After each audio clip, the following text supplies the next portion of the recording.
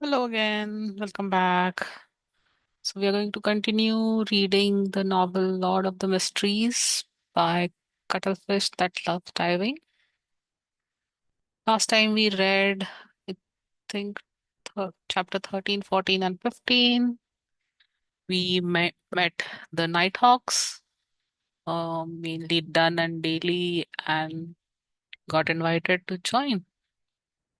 So, let's continue with chapter 16, Rat Beating with Dogs. Phew, I finally got through the round with the medium. Client let out a foul breath. He slowly turned around and enjoyed the cool breeze and tranquility of the night while walking closer and closer to the apartment's building. He took out his keys, inserted the correct one in, and turned in gently, allowing the crimson mixed darkness to expand with creaking sound of the open door. Walking on the staircase without a single person in sight and taking in the cold air, Client had an inexplicable and amazing feeling. It felt like he had a few more hours than others. This caused him to hasten his pace. In a similar state of mind, he opened the door to his room, and before he even stepped inside, he saw a silhouette sitting silently in front of his desk. It had reddish black hair, bright brown eyes, and delicate, pretty face. Undoubtedly, it was Melissa. Klein, where did you go? Melissa asked curiously as she relaxed her eyebrows. Without waiting for Client's reply, she added, "Just now I got up to go to the bathroom and realized you weren't home." It was as if she had wanted to know everything clearly, from the causes and effects of the matter to the underlying logic. With great experience to his parents, Client's brain took a spin before he gave a bitter smile and calmly replied, "I couldn't fall asleep again after I woke up. Instead of wasting time, I decided I should train my body. So I went out to run a few rounds. Look at my sweat." He took off his jacket and half turned his body, pointing to his back. Melissa stood up, took a glance half-heartedly and deliberately for a few moments before saying, "Honestly speaking, Klein, you don't have to stress yourself out. I'm sure you can pass the interview to Tingen University. Even if you can't, I mean, if you can still find better ones." "I haven't even thought about the interview." Klein nodded his head and said, "I understand." He did not mention the offer that he had gotten because he had not decided whether he wanted to join or not. Staring at Klein intensely, Melissa suddenly turned around and trotted into the interior of the house. She took out an object that resembled a tortoise. It consisted of items like gears, rusted iron, torsion springs, and ordinary springs. After quickly tightening the torsion spring, Melissa placed the object on the desk. The tortoise moved and jumped with a, with a rhythm that could pull anyone's attention. Whenever I feel irritated, I feel much better after seeing it move. I've been doing this very often recently and it's very effective. Clan, give it a try," invited Melissa with her eyes brightened. Clan did not turn down his sister's goodwill. He approached the tortoise and waited for it to stop before laughing. He said, "Simplicity and regularity can indeed help relaxation." Without waiting for Melissa's reply, Clan pointed to the tortoise and casually asked, "Did you make this yourself? When did you make it? Why wasn't I aware of it?" "I made use of the unwanted materials from school and picked up things from the streets to make this. It was only finished 2 days ago," Melissa said in her usual tone, the side of her lips upturned a few more degrees. "That's impressive," Klein praised sincerely. As a boy with poor skills in machine assembly, he encountered great difficulties even assembling a four-wheel toy car as a child. With her chin slightly raised and eyes slightly bent, Melissa calmly replied, "It was okay. Being overly humble is a bad trait." Clan smiled slightly and continued, "This is a tortoise, right?" Instantly, the atmosphere in the room took a great plunge, leaving behind an air of graveness for a while. Then Melissa faintly replied with a voice that seemed enigmatic like the crimson veil. It's a puppet. A puppet? Client gave an awkward smile and tried to forcefully explain. The problem lies in the materials. They are too rudimentary. Following that, he tried to change the topic and said, "Why would you go to the bathroom in the middle of the night? Isn't there a toilet here? Don't you always sleep till dawn?" Melissa was taken back momentarily. It was only after a few seconds before she could open her mouth, preparing to explain. At that moment, an intense sound of digestion shout sounded from her wow thorac thoraco-abdominal area. "I'll go get some sleep." Bang! She grabbed her tortoise-like puppet, trotted to the interior of the house, and the closed door to her room. Last night's dinner was too good. She ate too much, and now her stomach was having trouble digesting. Klein shook his head as he smiled, slowly walking towards his desk. He sat down soundlessly, silently pondering Dunn Smith's invitation as the red moon emerged from behind the dark clouds. Being a Nighthawk civilian staff member had its apparent disadvantages. With me being a transmigrator, the fool, initiator of the mysterious gathering, and the multiple secrets I have, it will be risky to be under noses of the Church of Evernight's team that specializes in dealing with matters regarding the Beyonders. As long as I joined Dunn Smith and his team, I would certainly aim to become a Beyonder. I could then cover up the benefits gained from the gathering. Yet, becoming a formal member could entail many restrictions on my freedom, like how a civilian staff has to report his leaving of Tingen. No longer would I be able to go wherever I want or do whatever I want. I would miss many opportunities. The Nighthawks are a strict organization. Once a mission is given,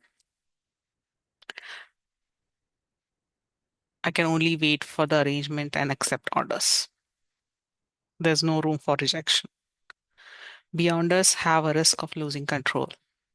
Having all the disadvantages Having all the disadvantages listed out one by one, client turned to considering the necessities and advantages. Judging from the situation of the luck enhancement ritual, I am not one of the 80% of lucky people. In the future, there's bound to be some bizarre event happening to me, increasing the dangers that I face. Only by becoming one of the Beyonders or by joining the Nighthawks can I be equipped with the ability to resist. The wish to become a Beyonder cannot be solely reliant on the gathering. The potion formula is not a major problem, but where can I find the corresponding materials? How am I able to obtain and concoct them? Not forgetting the nose of daily practice, I am faced with serious obstacles. It's just not possible for me to consult justice and the hangman on every matter and exchange every object with them. This would not only hurt the image of the fool and arouse their suspicion, but there will also be inadequate time to communicate on such trivial issues. Similarly, I am unable to produce anything that can pique their interest. Besides, more materials would more often than not leave behind the trail of my real identity. Then, online disputes would effectively be transformed into online conflicts, bringing out immense troubles. By joining the Nighthawks, there would definitely be contact with the common knowledge of the world of mystery and relevant channels. This can sufficiently accumulate into a corresponding social circle and can be used as leverage. Only then can I initiate the gathering and in turn gain the greatest benefits from justice and the hangman. In fact, the gains can feed back into reality, allowing me to obtain more resources and form a virtuous cycle. Of course, I could also go to an organization that is suppressed by the various churches, such as the Psychology Alchemist mentioned by Dunn, and join them. Yet, I'll also lose my freedom and be in a constant state of fear and anxiety. However, more importantly, I have no idea where to look for them. Even if I manage to gain the corresponding information from the hangman, such rash contact with them would indeed endanger my life. Becoming a civilian staff leaves opportunity for a buffer and exit. The Inferior recluse hides away in the wild. Superior, the crowd. Perhaps the identity as a nighthawk can be better cover. In future, when I become one of the top authorities of the tribunal, who would imagine that I am a heretic, the head of the secret organization who's working behind the scenes?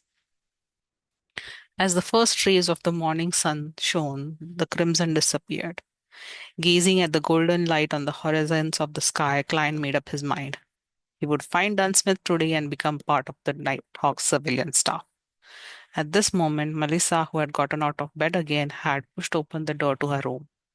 She was surprised to see her brother stretching in an unglamorous manner. You didn't sleep?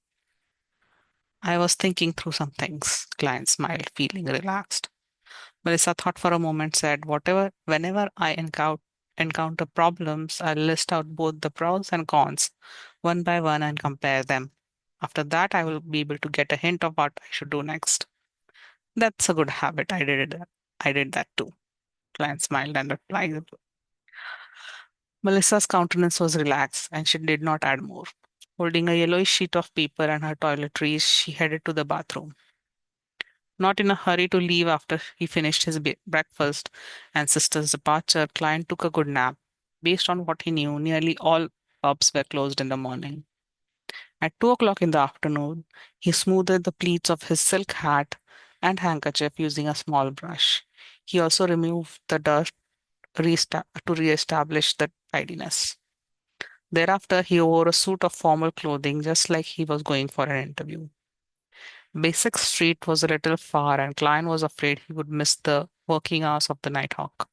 Therefore, he did not walk there, but instead waited for a public horse carriage at Iron Cross Street. In the Lower Kingdom, public horse carriages were placed under two categories, without track and with track. The former consisted of a carriage drawn by two horses and could sit approximately 20 people while taking into account the top of the carriage. Only a general route existed without specific station. It had flexible operation and could be hailed anywhere unless it was full. The later was op- the late latter was operated by the Orbital Carriage Company. First, a rail-like service device was laid on the main street. Horses would move on the inner lane while the wheels ran on the tracks, making it easier and more labor-saving. This could thus pull a bigger double-decker carriage that sat nearly 50 passengers. However, the only problem was that the route and the stations were fixed, making many places inaccessible. After 10 minutes, the sound of the wheels hitting the tracks approached from a distance. A double-decker horse carriage stopped in front of the station at Iron Cross Street. To Bessick Street, Client said to the carriage driver. You have to transfer at Champagne Street where you get when you get there. It takes about 10 minutes to walk to Bessick Street, explained the carriage driver to Client with regards to the route. Let's go to the Champagne Street then. Client nodded in approval. It's more than 4 kilometers, 4 pence, said the young man with a fair and clean face as he extended his hand. He was a worker responsible for money collection. Okay. Klein fished out 4 copper coins from his pockets and handed it to the other party. He walked up to the carriage and found that there were not many passengers. Even on the first floor, there were few empty seats. I only have 3 pence on me now, so that so I can only walk when I go back. Klein pressed his hat down and sat down firmly. On this floor, the men and women were mostly well dressed, although there were a few although there were a few clothes in their work clothes leisurely reading newspapers. Almost no one spoke, and it was rather quiet. Klein shut his eyes and recharged his strength, oblivious to the comings and goings of the passengers. Station after station passed until he finally heard a few words. Champagne Street. After alighting the horse carriage, he inquired along the way and soon reached Basic Street, where he saw the pub with the brownish yellow hound dog logo. Klein reached out his right hand and gave a forceful push. The heavy door gradually opened, indicating him with a wave of uproarious noises and an impetuous heat wave. Although it was still afternoon, there were already many customers in the pub. Some were temporary workers looking for opportunities here, waiting to be hired. Others were simply idling around, numbing themselves with alcohol. The pub was dimly lit. In the center, there were two large iron cages, with a third of its bottom sinking deep into the ground, without any gaps. People held wooden wine cups and surrounded it, sometimes discussing loudly while laughing, sometimes cursing loudly. Giving a curious glance, Klein found two dogs caged inside. One was black and white, similar to the husky found on Earth. The other was wholly black, with shiny fur, making it look healthy and fierce. Do you want to bet? Doug has won 8 games in a row, said a little man wearing a brown beret as he neared Klein and pointed to the black dog. Bet? Taking aback at first, Klein gained his senses immediately. Dog fighting? When he was at Coy University, those aristocratic and wealthy students would always ask him contemptuously and curiously if the boorish workers and unemployed hooligans enjoyed participating in boxing and gambling at the pubs. Besides being able to gamble on boxing and card games, didn't it also include cruel and bloody activities like cockfighting, dogfighting, and others? The short man smirked. Mister, we are civilized people. We don't engage in such unglamorous activities. Having said that, he whispered, besides, the laws were introduced to ban these things last year. Then what are you all betting on? Asked Lion curiously. The better hunter. Just as the short man finished his sentence, a resounding cacophony sounded. He turned his head, waved his hand excitedly, and said, you can't place a bet for this round as it has started. Wait for the next one then. Upon hearing that, Klein tipped his toes, lifted his head, and looked as far as he could. He saw two strong men, each dragging a sack, coming to the side of the iron cage and opening the prison door. They then dumped the contents of the sack into the cage. There were gray and disgusting animals. Klein tried to identify them carefully before realizing they were rats.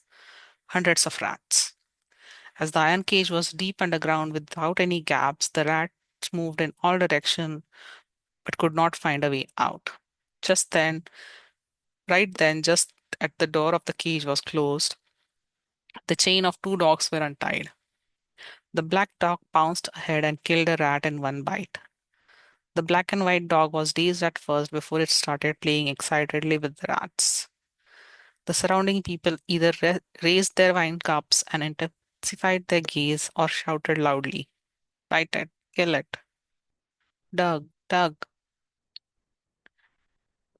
not saying that word, rat baiting and with dogs. Klein regained his senses and corners of his mouth twitched unceasingly.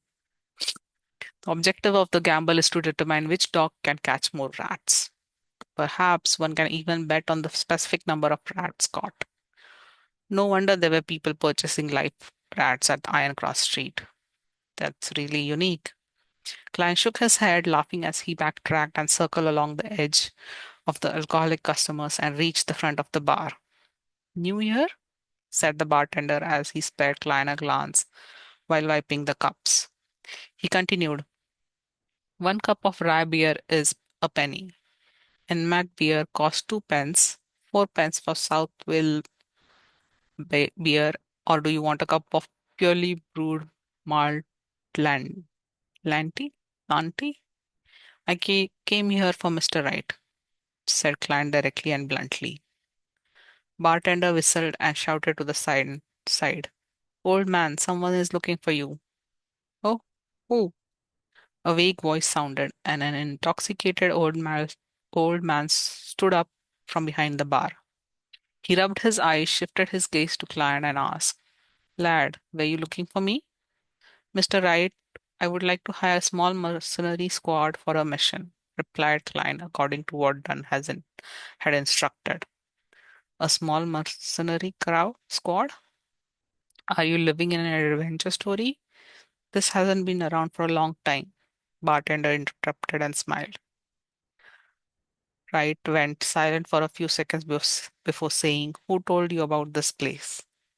Dunn, Dunn Smith, replied Klein in all honesty. Instantly, Wright broke out in a chuckle and replied, I see. Actually, the small mercenary squad still exists. It's just in another form, with more contemporary name. You can find it on the second floor or number 36 Zortland Street. Thank you, thanked Klein sincerely before he turned and squeezed out of the club. Before he went out of the pub, the alcoholic customers who surrounded him suddenly quieted down as they murmured. Doug was actually defeated. Defeated. Klein smiled and shook his head. Then he left quickly and found his way to the nearby Zortland Street after asking around. 32, 33, 30, 32, 34. Yeah. He counted the house numbers and walked into the stairwell. Going around the corner and slowly climbing up the stair, he saw the vertical sign with current name of the so-called small mercenary squad, Blackthorn Security Company. Couple of footnotes, areas related to affecting the thorax and abdomen. Yeah. And the second note is this is not an invention of the author, but an actual legal blood sport known as rat baiting in the Victorian era. Yeah, cruel. Chapter 17 Special Operations Department. Blackthorn Security Company. Upon seeing the signboard, client felt surprised, yet found it reasonable. Man, what do I say about this? He shook his head and laughed before walking up the steps and knocking gently on the half-closed door with his right hand. The, sock, so, the sound echoed softly but rhythmically, but there was no response. Only a faint spluttering sound could be heard. Client repeated only to be met with the same outcome. He switched to pushing the door and making gap larger as he stared inside. A classic sofa, which might have been for serving guests, a soft fabric armchair, a burly wood coffee table. There was a girl with brown hair behind a table right across with her head drooped. Even though security company is just a guise, isn't this just too unprofessional? How long has this place been out of business? Right, you guys don't need any business. Client drew closer as he complained silently and knocked on the table just beside the girl's ear. The brown haired girl sat up immediately and swiftly took the newspaper in front of her, covering her face. Tingen City Honest Paper. Nice name. Client silently read the title of the page facing him. The steam train service Soaring Express that directly reaches Constance City is starting operations today. Oh, come on. When will there be one that goes straight to Brindisi Bay? I really don't want to take the ship there again. It's too awful, really awful. Hey, who are you? The girl with the brown hair read pretentiously and gave her opinion. As she spoke, she lowered the newspaper and revealed her bright forehead and light brown eyes, looking at Klein with fawning and startled look. Hello, I'm Klein Moretti, and I'm here at the invitation of Dunn Smith, Klein said as he took down his hat to his chest and bowed slightly. The brown-haired girl looked to be in her early 20s. She wore a light green low-end style dress. She was accentuated by the beautiful laces on her sleeves, collar, and chest. The captain? All right, wait here for a moment. I'll go get him. The girl scurried up and went into the room beside her. She didn't even serve a cup of water or anything. The level of service awareness is worrying. Klein smiled faintly as he waited at his spot. After 2 to 3 minutes, the brown-haired girl opened the door and came out. She said with a sweet smile, Mr. Moretti, please follow me. The captain is watched at the Channes gate and is unable to leave at the moment. Okay, Klein quickly followed behind. In his mind, he pondered to himself, Channes gate? What could that be? Going through the partition, the first thing he saw was a small corridor with only 3 offices on each side. Some of these offices were locked tight, while some were opened, revealing someone on the inside who typed nonstop on a heavy mechanical typewriter. At a glance, Klein noticed a familiar figure, the young officer who had investigated his apartment. the one with black hair, green eyes, and the romantic vibe of a poet. He was not in his official wear. His white collar shirt was not tucked in, making for quite an unruly appearance. Perhaps he really is a poet. Klein nodded in greeting and was greeted with a smile. The brown-haired girl pushed open the left office door at the end of the room and pointed inside, chirping, "We still have to go down a few levels." The office had no furniture in place, only grayish-white stone staircase that extended downwards. Two sides of the stairs were lit up by gas lamps. The stable glow dispelled the darkness and gave a sense of harmony. The brown-haired girl walked in front, staring at her field while walking carefully. "Although I walk here often, I am still constantly afraid of falling down, tumbling, tumbling down like a barrel. You don't know, Leonard did such a folly. On the first day of becoming a sleepless, the first day where he had not mastered his new powers, he tried to rush down the flight of stairs, and he became a cartwheel. It was hilarious if you think about it. Oh yes, it was the guy that greeted you just now. This was about 3 years ago. Speaking of which, I have been with the Nighthawks for 5 years. I was only 17 when I joined." The girl watched her step as she spoke. Suddenly, she smacked her forehead and said, "I forgot to introduce myself. I'm Roseanne. My father was a member of the Nighthawks who sacrificed himself in an accident 5 years ago. I suppose we are colleagues from now on." Yeah, colleague is the right word. We are not teammates since we are not beyonders. I hope to have the honor, but still, it it depends on what Mr. Smith says. Smith has to say. Client said as he seized up the enclosed surroundings. He felt that they were going underground. Dampness seeped out from the stone walls, dispelling the summer heat. "Don't worry, the fact that you came so far means the captain has agreed. I've always been a little afraid of him, even though he's amiable, a fatherly figure. I don't know why, but I'm still afraid." Roseanne spoke as though there was a piece of sweet in her throat. Klein answered humorously, "Isn't being afraid of a father normal?" "True," Roseanne said as she held the wall around the bend. As they spoke, two finished walking down the stairs and reached a stone paved floor. It was a long aisle. Both sides of the walls were mounted with gas lamps surrounded by metal gratings.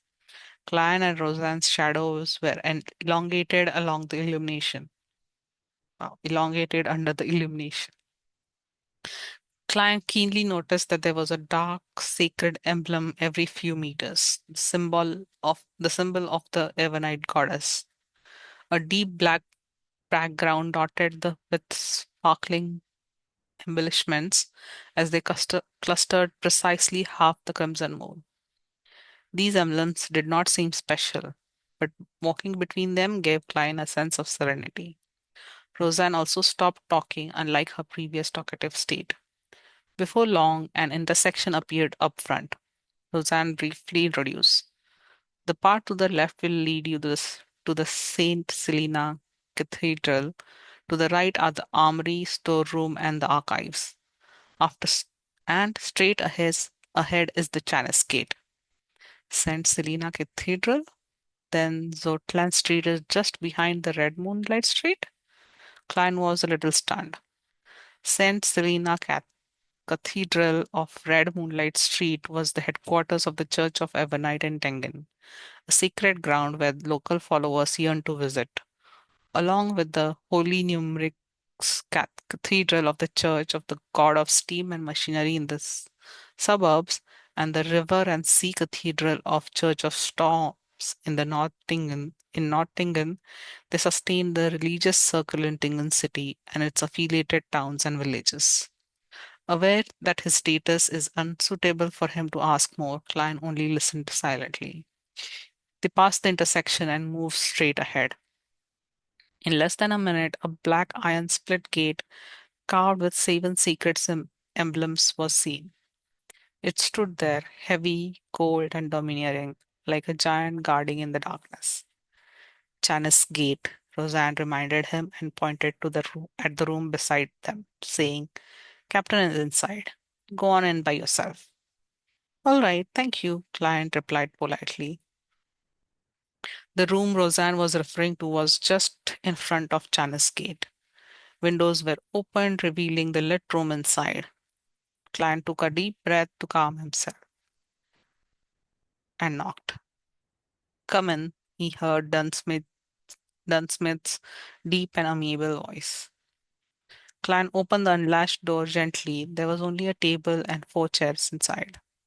Dunsmith, with his high hairline, who was wearing a black coat from previous night, plus a gold watch chain around his chest, was reading a newspaper leisurely. Come and have a seat. Have you decided? Are you certain you want to join us? Dunn smiled and asked as he put down the newspaper. Klein removed his hat and bowed, and then sat beside the table and said, Yes, I am certain. Then take a look at this deed. People like to call it a contract now.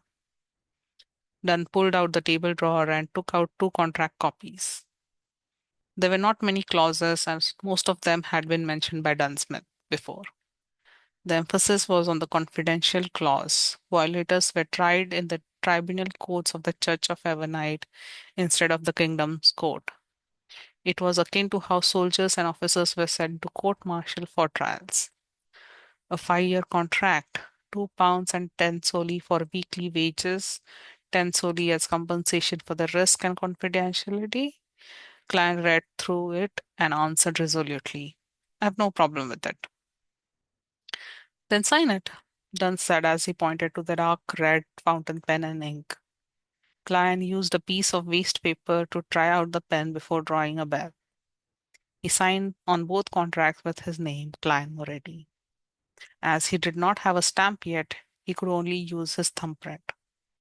Dunn received the contract, took out a stamp from the drawer, and stamped it on the end of the contract and a few key parts. With that done, he stood up and returned a contract with one hand and reached for Klein with the other, saying, Welcome. From now on, you are one of us. Please note that the contract is confidential as well. Klein stood up as well. He received the contract, shook his head, and said, So I shall be addressing you as Captain? Yes. Dunn's grayish eyes seemed especially deep in the dim surroundings. After shaking hands, they sat down. Klein glanced at the stamp on the contract. It read, Nighthawk Team, Tengen City, Awa County, Loen Kingdom. I can't believe you guys would use the name Blackthorn Security Company as a disguise. He laughed and said, Actually, we have other signboards. Dunn pulled out a piece of paper from the drawer. It was stamped with the stamps of the city government and police department. The content were as follows. 7th Unit, Special Operations Department, Awa County Police, Loen Kingdom. The first four units are the regular police responsible for general security, like the VIP Protection Unit and the Key Installation Protection Unit. And from the Unit 5 onwards, they are the ones dealing with supernatural incidents in each city. Our unit is responsible for incidents related to the followers of Evernight Goddess in Tengen. If there are different types of followers, then we divide the area accordingly. We are mainly in charge of the places like North, West, and the Golden Indus region. Dunn briefly introduced. The Unit 6 of the mandated Punisher Squad under the Church of Storms is in charge of the Pier region, East and the South. University area and suburbs are under Unit 5, which is the Machinery Hive Mind Squad in Tingen. Right. Klein had no questions about it. He then laughed. What happens if someone really comes here due to the Blackthorn Security Company signboard and request for our services? We'll take those requests. Why shouldn't we? As long as it doesn't affect our daily operation. Dan said slowly and humorously. Any earnings would be considered additional bonuses. So our members are quite willing to take those jobs. Anyway, the market for trivial and troublesome matters, such as finding dogs and cats, have been monopolized by private detectives. So, how many people are there in this Nighthawks team? Client asked, since they were on the topic. There aren't many supernatural incidents, so there are even fewer beyond us. There are only six formal members of the Nighthawks in the entire Tingen city, including me. As for civilian staff, there are six, including you. Klein nodded his head and eventually asked the question that he was most concerned about. So, Captain, what do you mean by beyond us losing control? Why does that happen? Chapter 18, Origin and Cause. Upon hearing Klein's question, Dunn looked out the window towards the corridor that led to the Chinese gate. He took out he took out his pipe, stuffed it with some tobacco and mint leaves, and held it to his nose. He took a deep whiff as his voice turned reflective and drifting. Only at home can I enjoy the beautiful flavors of tobacco mixed with mint leaves without any worries. Klein, do you know about the creation myth? Of course. When I received primary education during Sunday school, we learned to read using the revelation of Evernight. Among them, the Book of Wisdom and the letters from the saints mention the myth of creation. Klein attempted to recall memory fragments of the original Klein. He slowed down his tempo and said, "The Creator woke from chaos and shattered the darkness, creating the first ray of light. He then fused himself completely into the universe and made up all of the existence. His body became the land and stars. One of his eyes became the sun, while the other became the crimson moon. Some of his blood rushed into the seas and rivers, nourishing and nurturing lives." Client subconsciously paused when he said that. Partially it because it was partially it was because the relevant memories were a blur, and the creation myth was very similar to the Chinese creation myth of Pangu. The imaginations of people from different worlds shared something in common with their myths and legends. Noticing that client was having trouble, Dunn smiled and added, "His lungs turned into elves, his heart turned into giants, his liver turned into trents, and his brain turned into dragons. His kidneys turned into the feathered serpent, his hair turned into phoenixes, his ear turned into demonic wolves, his mouth and teeth turned into mutants, and his remaining bodily fluids turned into the sea and monsters." Turned into sea monsters, of which the essence of Naga. His stomach, his small and large intestines, and the evil parts of his body turned into devils, evil spirits, and various kinds of unknown maleficent existences. His spirit became the eternal blazing sun, the lord of the storms, and the god of knowledge and wisdom. His wisdom gave birth to humanity. That was the first epoch, the chaos epoch. Client finished the last sentence for Dunn, but he found it funny and ridiculous.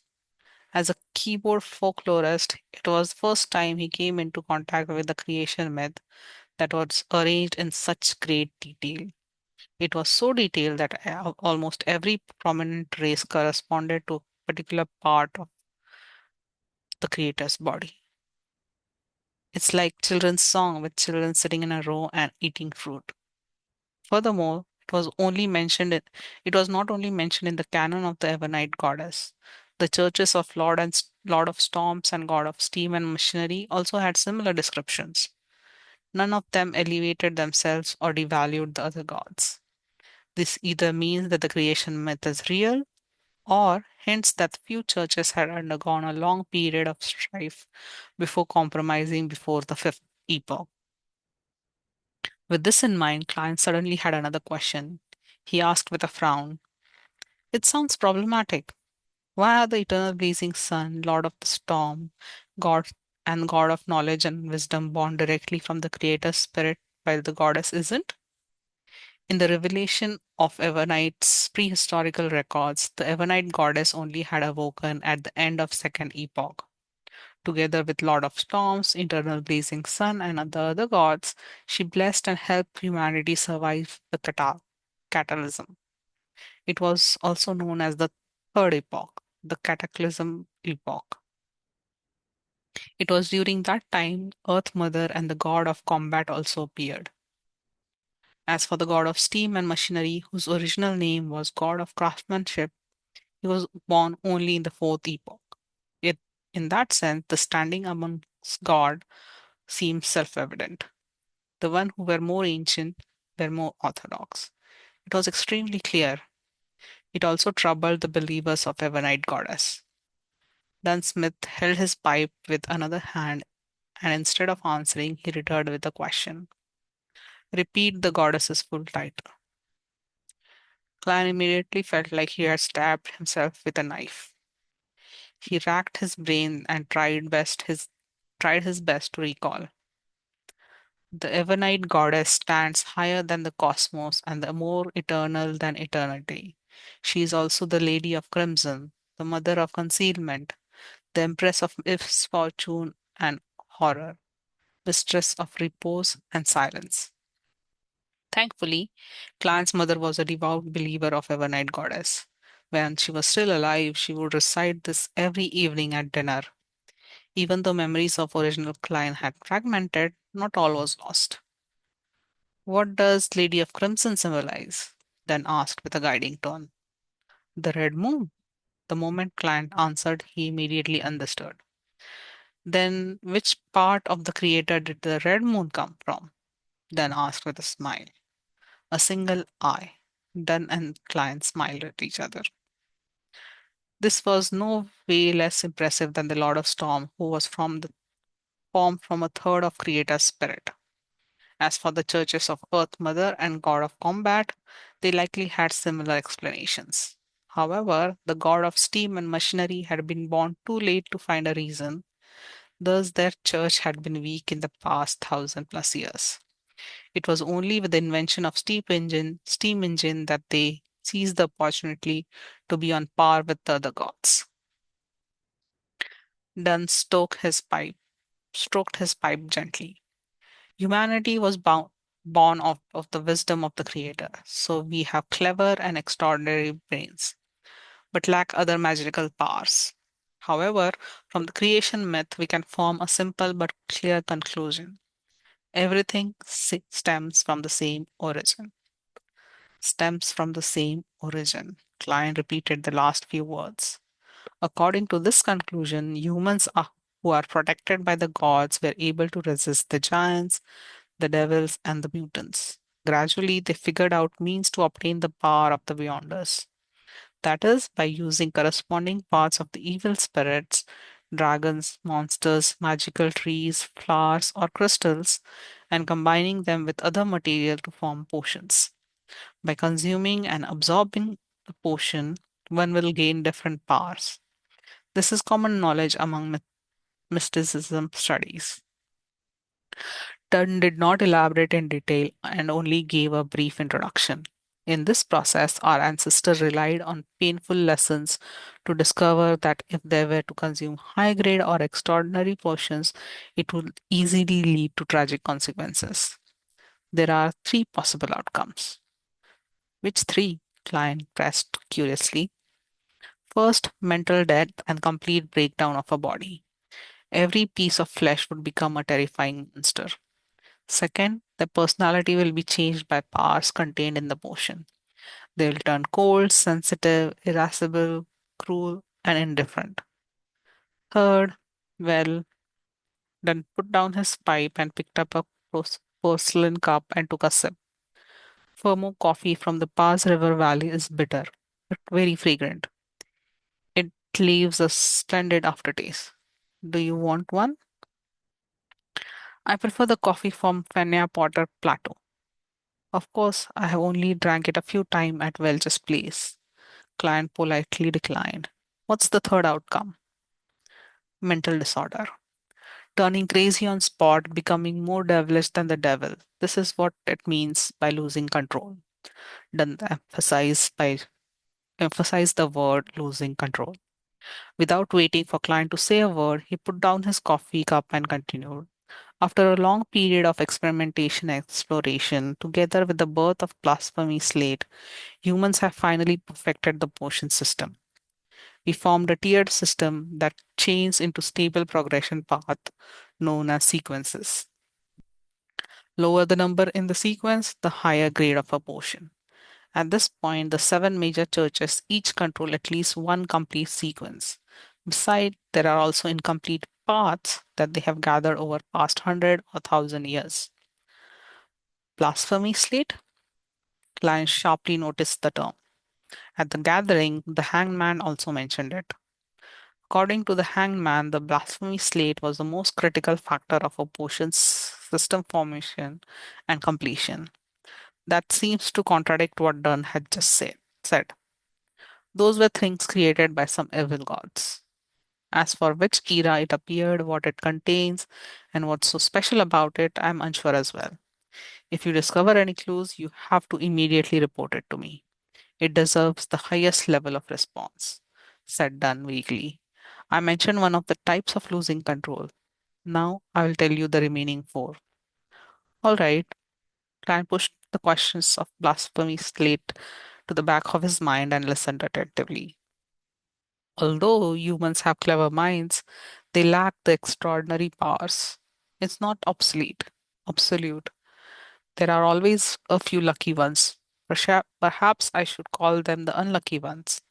They are born with relatively higher perception. Well, it also means ability to sense spirits. They can hear voices that the others cannot and see things that the others cannot see. They have partial characteristics of beyonders. While Dunn spoke, he looked at the empty air around him and watched clients shudder in fear.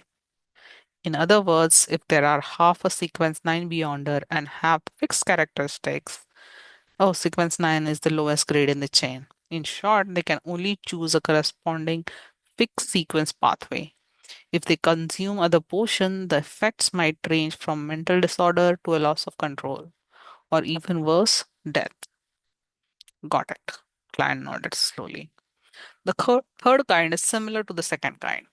Once you choose a sequence chain, you will be forced to go down that path. There will be no room for regret. If you were to consume the potion from the corresponding sequence of other paths, there will be a high probability you will get mixed, unusual, and warp paths. It is almost certain that you would be in a semi deranged state, sensitive and irascible, cruel and bloodthirsty, and silent and melancholic. And there is only one such opportunity. After that, regardless if you consume the portion from the original path or portions of in the present sequence, the only result is loss of control. The outcome could then be mental death. Alternatively, the body breaks down into monsters or even transforms into an evil spirit. As Dunn spoke, he lifted his coffee to take a sip. Klein, who turned alarmed and fearful after hearing this, fell silent for a few seconds before asking, "What about the fourth kind?" The fourth kind?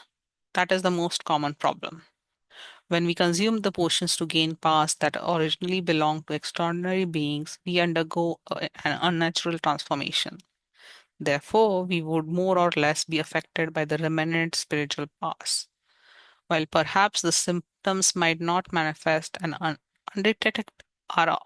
undetectable to others, it will definitely lurk in one's mind. If one rushes to consume the corresponding potion ranked higher in the sequence before fully grasping the extraordinary powers the potion bring and eliminating the subtle traces, madness will accumulate, increasing the chances of losing control. Dunn suddenly fell silent.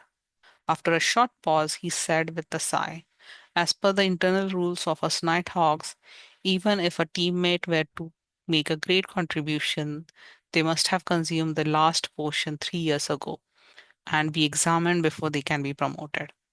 Even so, there are still many who lose control every year." How terrifying!